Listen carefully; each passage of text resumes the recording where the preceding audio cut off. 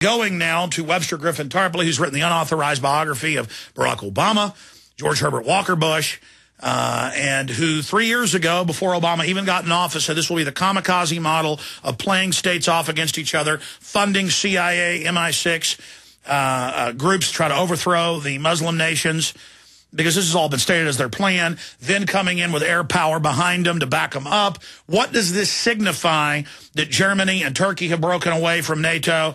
What does it signify for the first time ever to have the UN issue the order and in less than 48 hours, about 26 hours, attacks to be launched with no congressional involvement? We're seeing some big moves here. What does it signify? Webster Tarpley. Well, I would say, first of all, that the fact that the NATO and Obama have had to use military force. They've had to bomb Libya back into the Stone Age with massacres of civilians.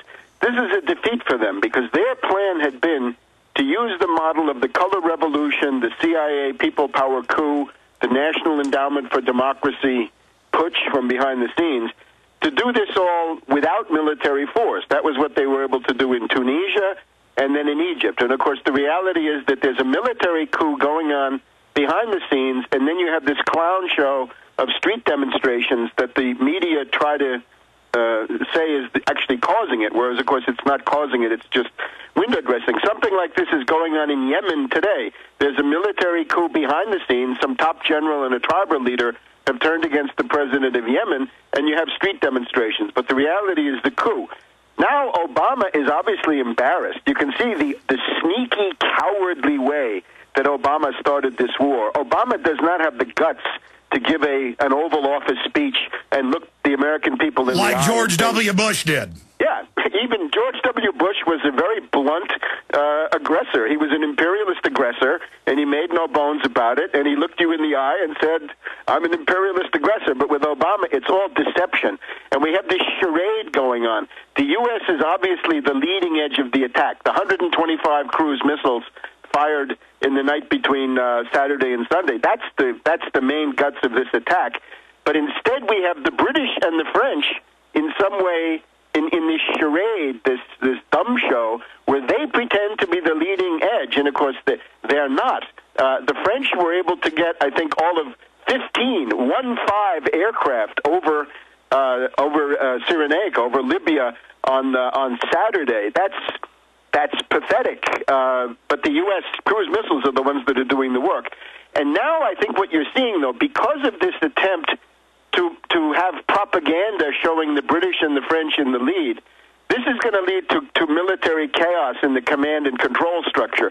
Because you already have the following situation. The Italians say, we will not allow Britain and France to use these critical bases, Sigonella in Sicily and elsewhere. We want the NATO command to do this because we're Italy. We're not subjected to Britain and France. We are part of NATO. But then the French say, no, we can't do that because we have these Arab puppet states that we want to participate. We have Qatar, the Al Jazeera base. And by the way, a lot of them are starting to back out right now and having reservations because of how bad it looks at home. Right, and that's it, the Qatar and the United Arab Emirates. Now, today in Cairo, we had a meeting of the Arab League, and of course this Amir Moussa, the head of the Arab League, had been out in front demanding a no-fly zone, but this is a guy who wants to be president of Egypt, and he can see that the Arab street, the Arab marketplace, is now turning against the U.S.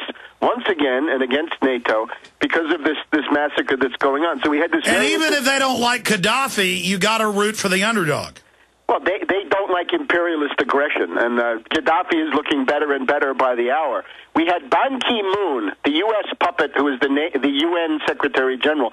He wanted to go to Tahrir Square and strut and posture and preen himself as a hero of democracy. And the Egyptian protesters have finally done something good. The Egyptian protesters are finally fighting the imperialists instead of acting as their tools. They wouldn't let Ban Ki-moon make his triumphal tour of Tahrir Square. And as you mentioned, Germany was never in this. They have tremendous doubts. The Turks are not happy. The Italians are the least happy of all, but they're so weak that they don't know what to do. Interestingly today, Putin says the UN resolution is in effect, a medieval call for a crusade against Libya. And Putin has drawn the lesson himself. He has ordered the doubling of Russian missile production so they can see the handwriting on the wall. Naturally, the fact that Russia and China did not veto this monstrosity last week in the United Nations. They abstained. This was not a profile in courage, to put it mildly. They could have stopped it. They should have Well, Webster, stopped let it. me stop you there. Why are the globalists moving in such a naked way now? What is triggering this? It is the war on the nation state itself. If you look at Tarpley.net or my Twitter feed, Webster G. Tarpley, I go through this question of all the countries in the Middle East are looking for a way to get out of the Anglo-American plantation. They don't want to be subjected to the United States anymore. In order to do that, you've got to make a deal with Russia, which Saudi Arabia had been doing. You've got to make a deal with China. That was the path chosen by Algeria, by Pakistan. Or you make a deal with Iran, and that was what Mubarak had been doing, and many others. So in order to get out of the empire, you've got to turn to some other power source, and that basically comes down to Russia, China, and to some degree, Iran. The U.S.-British answer to that is, well, if we can't control these puppet states anymore, these satraps or viceroys of our empire, we will destroy them. So you can see what they're going for. Sudan has been carved into two parts, mainly to prevent the Chinese from getting the oil in South Sudan. That's their bare minimum in Libya. They want to break it with their group in the east. And breaking it in this case means, in the case of Libya, it means an attempted return to tribalism with the tribes of Cyrenaica against the tribes of Tripolitania, the east against the west. So that's the post-industrial tribal balkanization model. Call it tribalism, call it warlords. It's the destruction of the nation state. So, in effect, if you want to defend human civilization, you have to take your stand in defense of the modern nation state. Not with the secessionists. You can see what it is, right? The guys in Cyrenaica are the secessionists. Yemen is being carved on a north-south axis. Pakistan, the whole goal of that guy, Ray Davis there, that he's accused by the Pakistanis of being a terrorist controller dealing in nuclear materials for a radiological... But what triggered them to do something this dangerous? You've always said as the dollar starts to die, they were going to start a war to basically threaten everybody. Well, if you look, I go through, I have a grid in this article that I've done on Tarpley.net. You go through the grid, and you can see that all of these countries, Algeria has got 40,000 Chinese workers building things, right? What do the Anglo-Americans offer? The Anglo-Americans come in there and they say, free market, free trade, deregulate, privatize, bust your unions, break up the state sector, IMF shock therapy. And, of course, that means you're going to be destroyed. And the West also then says, we're also going to meddle in your internal affairs under the... So the bankers are declaring war, basically, on everyone. We're going to put your article up on screen from Tarpley.net. We're also going to post it. We forgot to do that at Infowars.com right now. Marley's doing that. But I mean, so this is a desperation move, is it not? Yes, it's essentially a simultaneous assault on the nation state. All across the world, and the leading edge is WikiLeaks.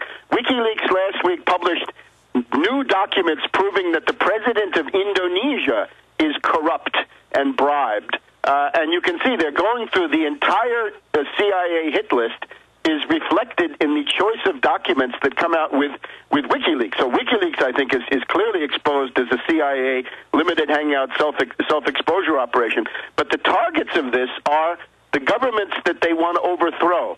So it has parallels to the revolutions of 1848. You can see that in some other stuff that I've written. But the idea is to have a wave of destabilizations that leaves either the nations themselves shattered and divided and balkanized and carved, or maybe in some place like Egypt, which is harder to split up, a government that is so weak and so passive and pathetic that it can easily be ordered around. Okay, Webster, what's the name of the headline of the article that you want us to put on screen?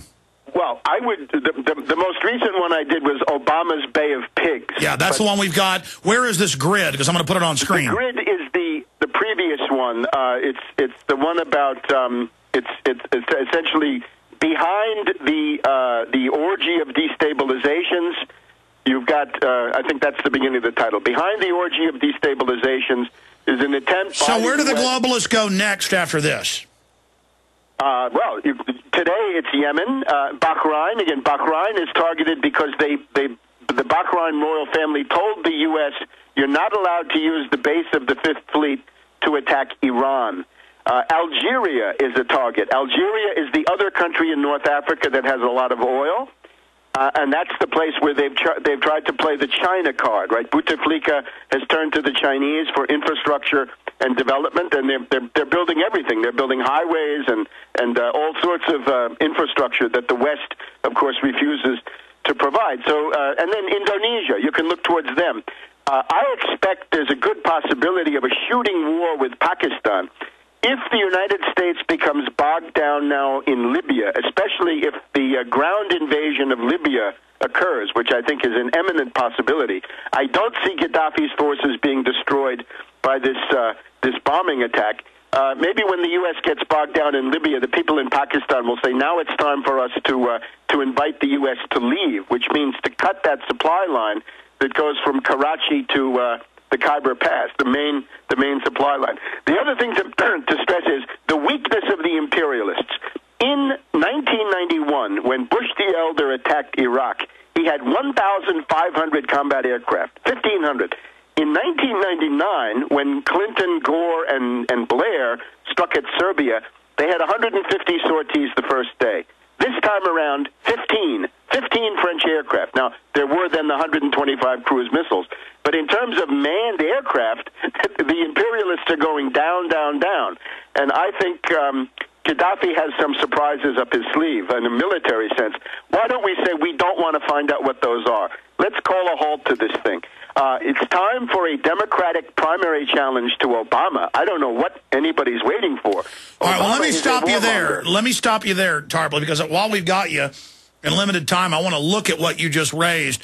We've got incredible hype right now that Gaddafi's going to launch terror attacks in Europe or the U.S. That will be then used as the excuse to push the full ground invasion and as a domestic police state clampdown to legitimize the TSA, the spy grid. I think that fits into their overall stratagem or strategies, their deceptive strategy to stage a terror attack. I think that's a real danger.